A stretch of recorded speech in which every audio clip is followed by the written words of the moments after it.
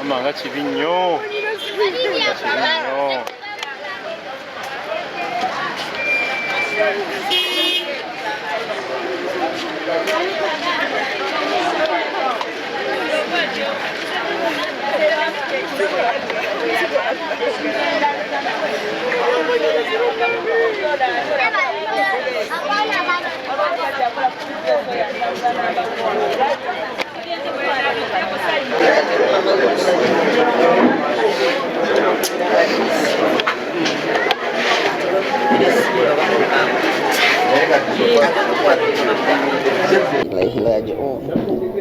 Zitako kigambo kirala era binakomyeko bwentu nemmanya Mungu bwatyo bwagera tagera kibi.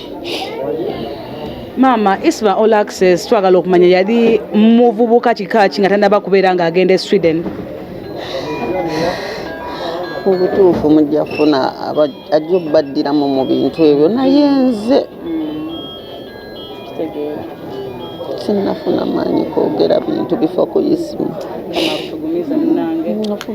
Maama Mukama ayongere okubeera ng'amugumya. Tukyali ku Spark TV g'omulungi alaba waneeno tuli maka aga taata wa Isma ne mama wa Isma Olax waneene zana era nga bagenda oleeta omulambo okuva ku Uganda Funeral Service okubeera nga bagusabira olw'eno tumutwale mu nju ye ey'olubeerera. Nyongera okubuuza ku bantu ab'enjawulo era abali mu nju muneeno babeere nga batubuulirako ku bintu eby'enjawulo. Maama, assalamu alaikum warahmatullah. Waalaikum salaam warahmatullahi wabarakatuh. Kibi nnyo era bitalo nnyo. Isma Olax obadde omwindako kakwate ki? Isma abazadde be babadde mikwano gyange. Oli mukyala wakuno kuzana? Yegwe mukyalani? Nze manya gange Adija Nakanwaji. Siri munamwana. Nga bwe tugamba nti ozayanga n'otafiisa Isma yaafudde tugenda kudda kubanga tumufuna. Kintu kyogera obeera ng'omusubwako gwe nga gwe omutuuze w'ezzana. Tumusubwako empisa ze zibadde nnungi nnyo. Kyokka kyokka? Kyokka. Mukama yongera okubeera ng'abagumya bamikwano mu ngeri zonna zonna, mwongera okubeera nga muguma. Nyongera okubuuza ku bantu ab'enjawulo wano mu nju. Maama, assalamu alaikum warahmatullah. Waalaikum salaam warahmatullah. Nga bitalo nnyo mu nju eno. Mukama yongera okubeera nga abatugumiza. Isma Olax obadde omwinda kukakwata ekimukwano? Nze ndi wakuno ku kyalo. Abadde ng'ajjako? Abadde ajjako lwakuba nti era n'okuba nti musiraamu era tulina okubeerawo. Kitegeeza Isma Olax olina kinene nnyo ky'obadde omumanyiiko? Mumanyiiko ng'omusiraamu ate ndi wa ku kyalo kuno. Abadde omwana omulungi era ogenda musubwako kigwe nga gwe? Musubwako n'ebintu ebirala yabadde ng'akola ku TV. Tujja kuba tumusubwa olw'ebyo. Ono mukyalani gwe twogeddeko naye? Kusumu Nabitaka. Okay, mukyala Kusumu Nabitaka wa ku kyalo Zana ayogeddeko naffe. Kambuze ku Haji ali saidi awo mu ntebe naye abeere nga atubuulira. Haji, assalamu alaikum warahmatullah. Assalamu warahmatullahi wabarakatuh. Nga bitalo nnyo ebiri mu nju eno munnange? Bitalo ddala. Isma Olax abadde tumumanyi ffe nga blogger. Eggwe obadde omumanyi ng'ani oba ng'omwendako kakwate ki? Mwana wange. Mwana wa mu nju ddala. Oba oli awo jjo mu kiro nga bakuwa amawulire nti Isma avudde mu bulamu bw'ensi, ki ekyazzeeko? Nakati nkyali mu shock. Omuntu yakoze ekyo ye Allah yamanyi kyalimuwa, kyalimusasula. Kikolwa kya temu Mungu tayinza kisiima ekyo. Isma Olax obadde omuyigirako kyakuyiga kyoyinza ogamba abavubuka abali bamuyigireko babeere nga nabo basucceedinga nga bw'abali? Anti gambye nti uyu mwana akulidde wange nkulidde waka mu nju.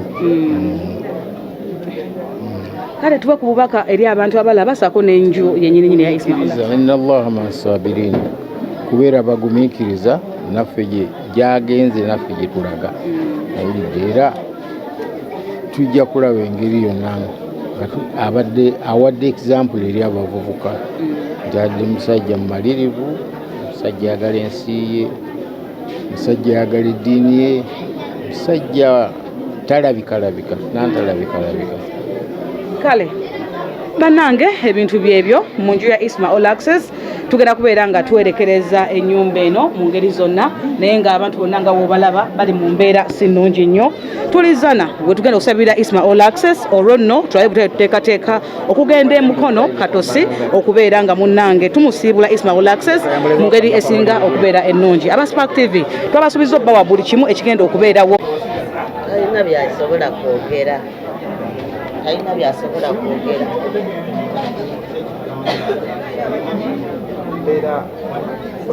Obulamu bwa ichuli oyinza kwogerako tubasima kwaffe tuyiga ichuli zino internet nga gye yali gyetwali naye sibumanyi nnyo tujjako munoonya ayinza okubitegeera.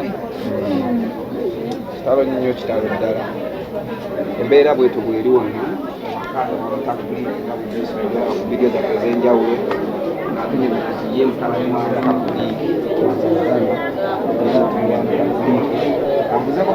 nze nga kitalo nnyo kitalo ddala embeera mutabani wammwe gyeyamanyi nze yamanya